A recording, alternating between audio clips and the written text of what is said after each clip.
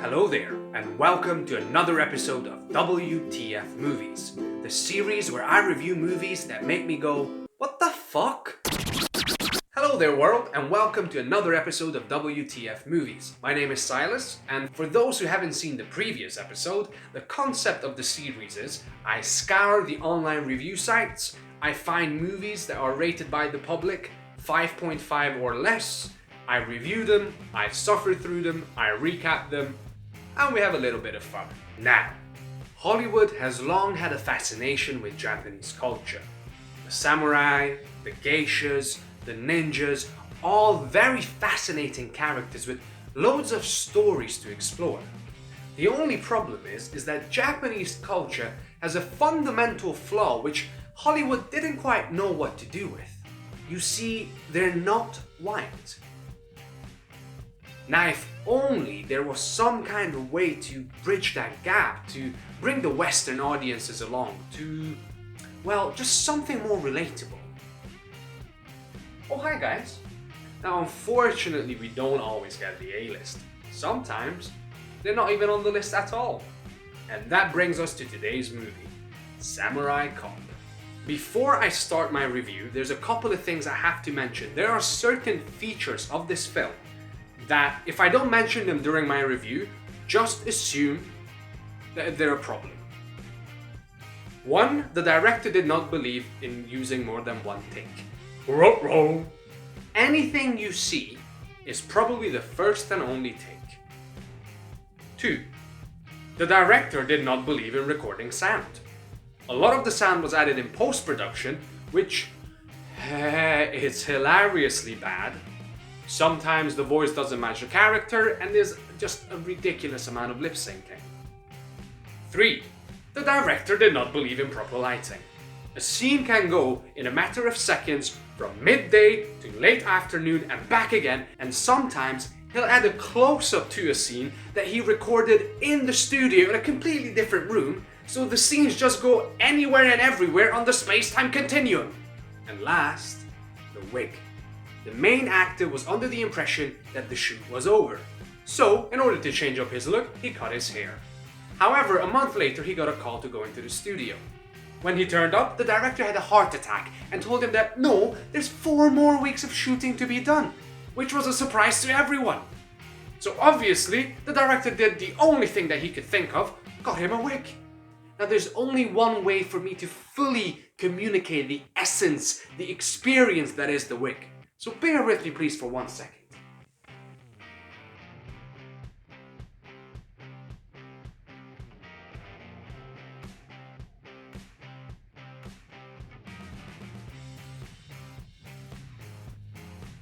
Let's get started. Roll credits. We get some generic 80s music, and that takes us into our very first scene where we meet our bad guys. Fujiyama, also known as Japanese Run Jeremy, Okumura, and Yamashita. The boss, Fujiyama, gives the order for the gang to go and fight the Chinese. Meanwhile, 1 meter behind him, his 2 underbosses voice their concerns between each other about this plan. He doesn't hear anything. Next, fight scene number 1. The katanas beat the Chinese gang. Well, when I say beat them, they aggressively punch the air next to them, and I'm guessing from the terror of witnessing this aggression, they pretend that they hurt. There's some random noises that don't make any sense. People are moaning when no one's on the camera and getting hit. And this guy sounds like this. The magic of post-production. Time to meet our heroes, Frank Washington and his partner, the titular samurai cop, or his real name, Joe Marshall. Steve Policeman.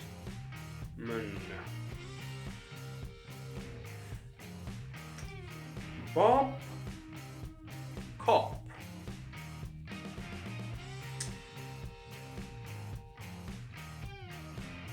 Joe Marshall. The good guys are ready to go and make a bust. Frank wonders, Joe, is it a good bust? Yeah, it's cocaine. Anyway, they call in reinforcements in the form of Peggy, who will be their eyes and ears from the helicopter in the sky. Cue stock footage of a random helicopter flying about and some random footage from the air. Annoyingly, every time they zoom in to give you a close-up of Peggy in the helicopter, it's obviously never taken off. She just pretends to be looking down. Static, it's just so annoying. We drive to intercept our bad guys. Some casual sexual harassment. Keep it up, boys. It's up and ready, baby. You just keep it warm. It's warm and ready. Also, see if you can see anything interesting about the boat that the bad guys take off in. Anything? Anyway, moving on, they finally catch the bad guys, a chase ensues. Which is basically they film themselves driving around town and then they speeded up the footage in post-production. Which just gives it this very weird arcade game feeling, just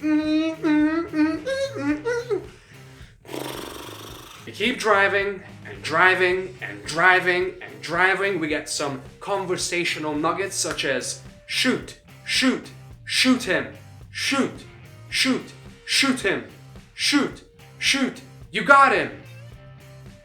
And they finally catch the bad guys who crash their car. Obviously it explodes and a completely different driver than who we've seen up to this point runs out of the car in flames and they put him out. Also, we get a little bit more casual sexual harassment. Go Joe! Our very first sex scene! Which can only mean one thing. Oh, Benny boy, the pipes are calling. They're on the bed. They're kissing. Roll over. Slow shot with her on top. More kissing.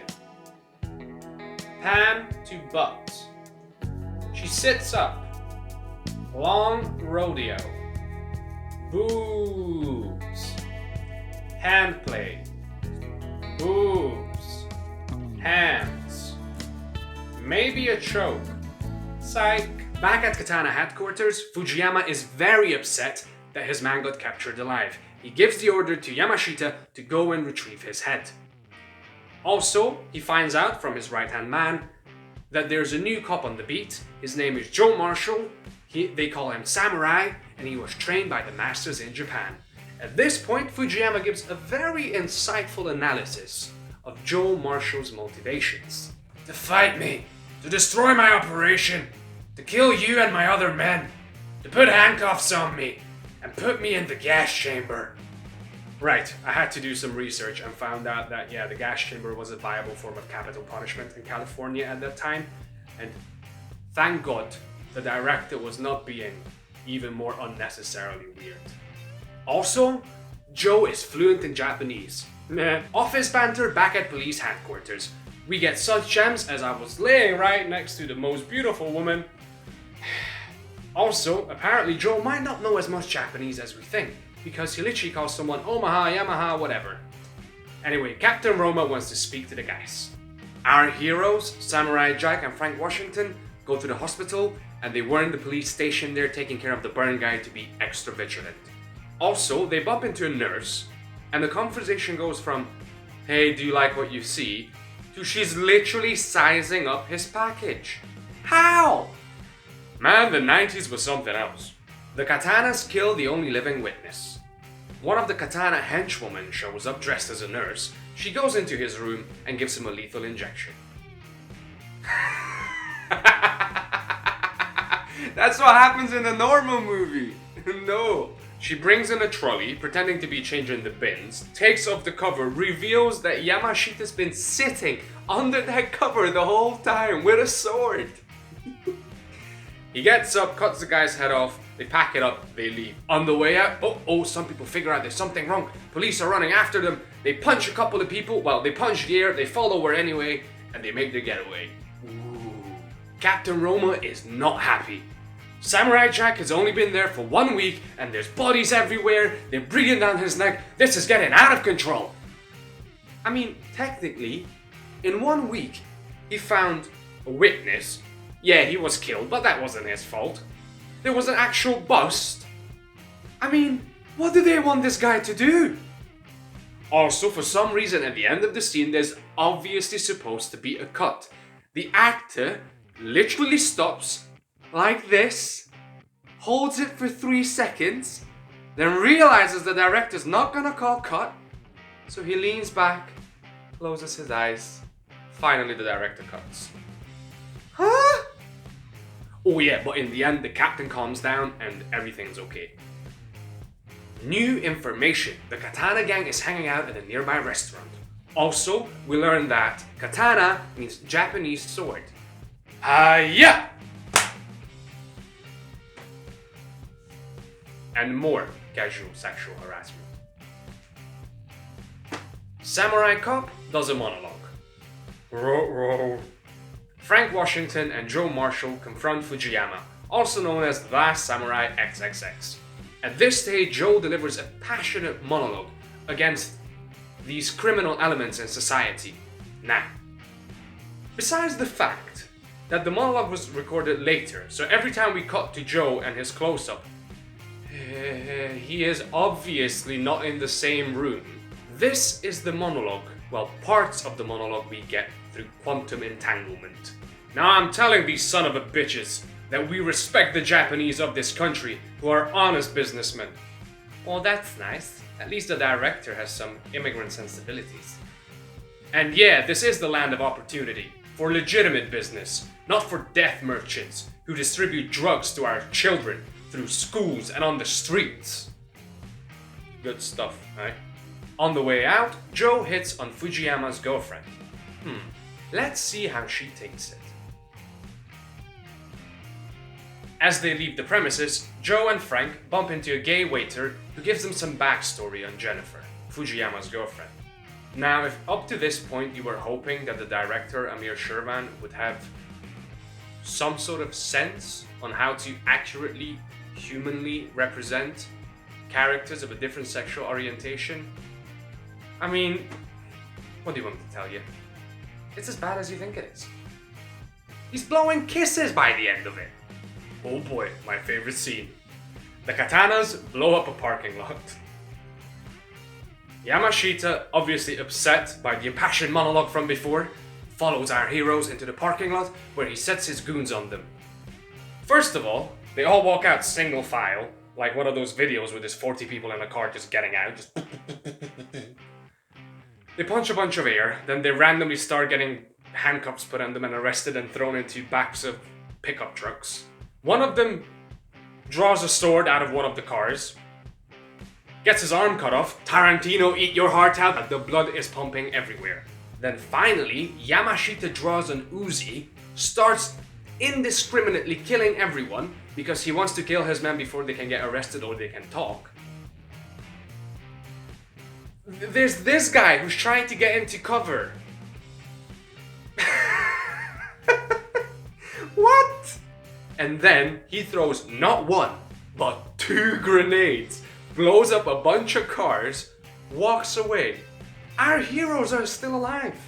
That's it, the investigation is over. You got 2 witnesses. Fujiyama's lawyer is already confronting the captain. He won't have his client harassed like this by the police. And the captain doesn't say anything about an Uzi and 2 grenades and 4 dead gang members. I don't know enough about American law, but really? The world's sexiest mop alive goes to hit on Fujiyama's girlfriend, Jennifer. He also asks her some relevant police questions. It's a bit creepy though. As he's leaving the restaurant, he gets attacked. More air punching, just weird moaning and falling over. Then there's this guy holding a bat and all he's doing is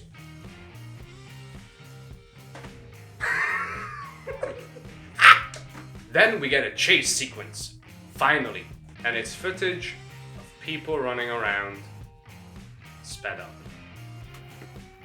In the end, he catches the bad guy who gives up the name and address of the guy that hired him, Okumura, Fujiyama's other underboss. Also, why does a random thug know Okumura's address? Data protection, bro. Detective Tarzan and his partner Frank who's not yet too old for this shit, go to make the arrest with backup and everything. Now, Peggy, you really need to stop sexually harassing your colleagues. Hey preacher, you and I got nothing to do. Let's... The director threatens us with another sex scene, but luckily the police save us. Now, at this point I have to ask, why does a Japanese gang only have 2 Japanese members?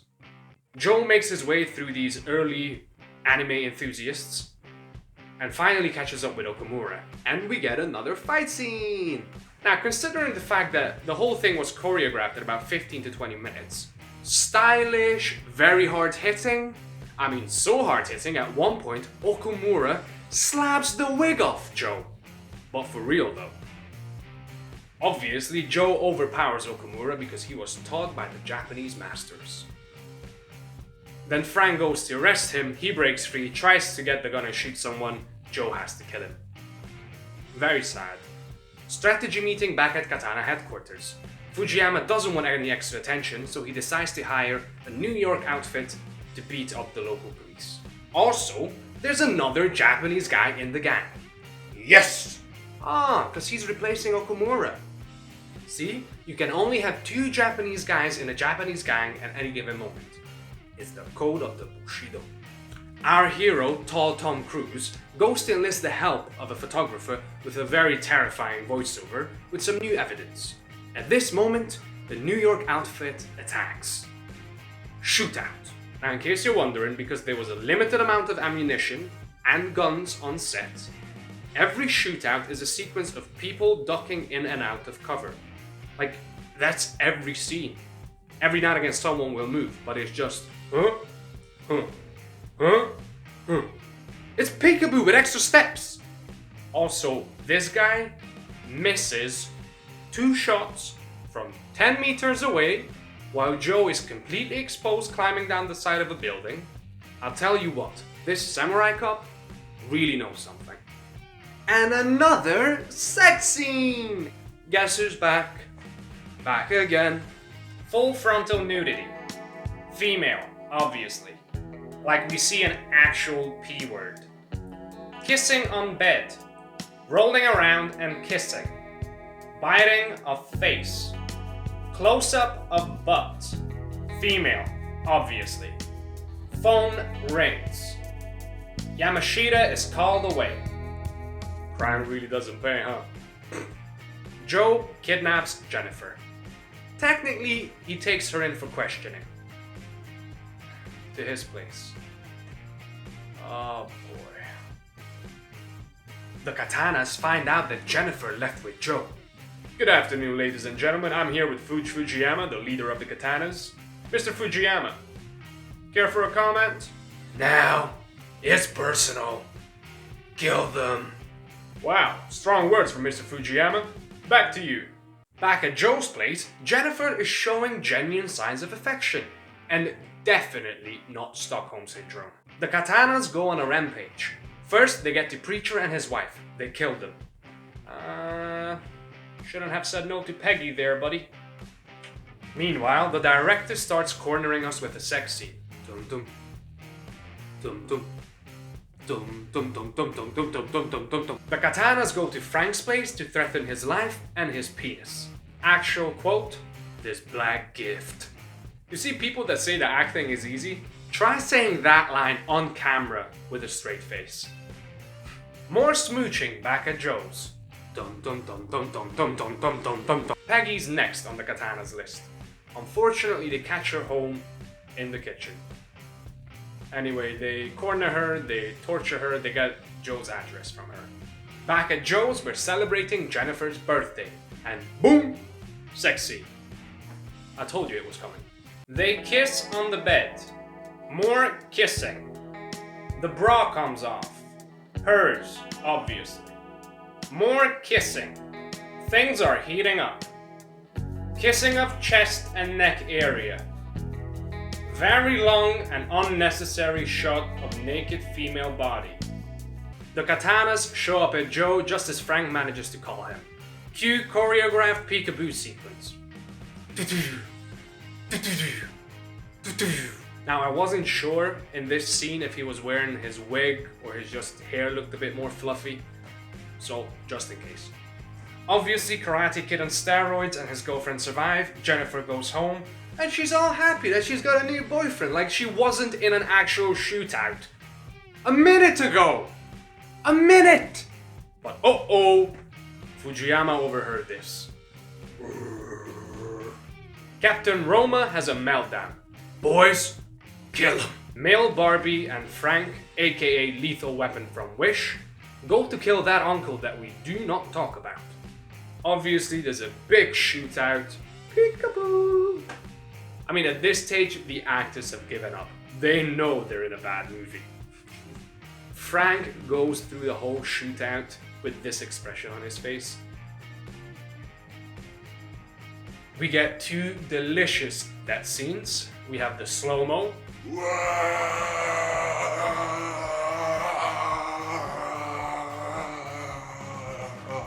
And there's a guy that wouldn't die. So, see if you can tell me how this guy gets shot. Also, this is his death scene. The final confrontation. Joe and Frank get to Fujiyama, who's holding Jennifer and her mom hostage.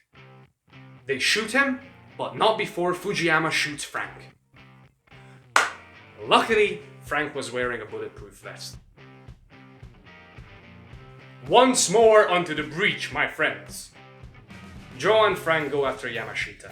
We get another aggressive peekaboo session with consequences. And finally, the two samurai, who are two white guys wearing jeans and a wig between the two of them, duel to the death. Get ready for some sped up fighting. Joe defeats Yamashita, who can no longer live with himself, having had his honor tainted by defeat. He commits ritual suicide. We close the film with another sex scene. They kiss and roll credits.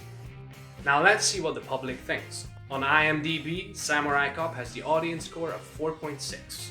On Metacritic, we do not have an available online score, neither from critics or from the audience, and Rotten Tomatoes gives it 4.7. Now for those who have not seen the previous episode, I have my own ranking system, and every different score has its own meaning. 5.5 stands for A for effort. 5 means you're a solid 5, baby. 4, I can make that home, you know. 3, you brought shame to your family. 2, you brought shame to the nation. 1, may God have mercy on your soul. 0, nuke 'em. I wish I could agree with that score. It was entertaining, I laughed, and also the lead actor, I watched some interviews with him. He's a sweetheart. He knows, you know, he's aware of what happened, and he seems to be a genuinely great guy. But just the shootouts, the ridiculous fighting, just everything. So yeah, 3.5 it is. That concludes this review. I hope you enjoyed it. If you have, feel free to like, subscribe, leave comments, tell me if you agree or disagree with my assessment, and feel free to recommend movies that you want me to watch so you don't have to. And now, one last time.